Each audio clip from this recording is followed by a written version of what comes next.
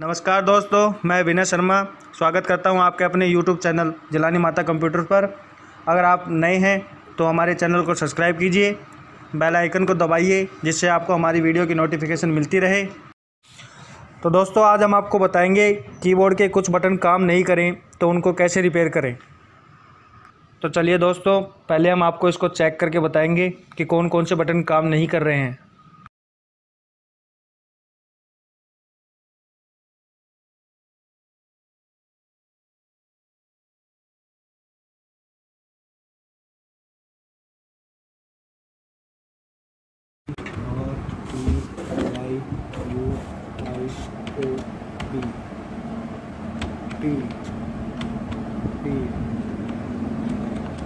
ये भी काम नहीं कर रहा बस।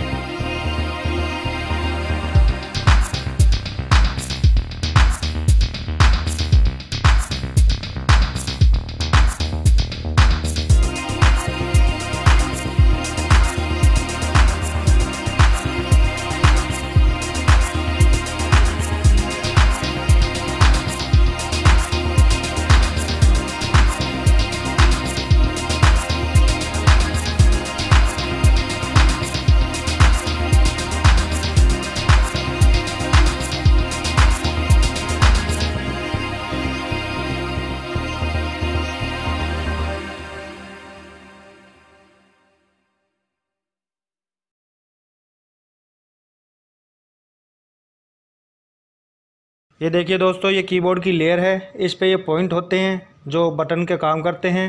अब ये जो जितने भी पॉइंट काले पड़ रहे हैं इनको हम ब्रश की सहायता से साफ़ करते हैं।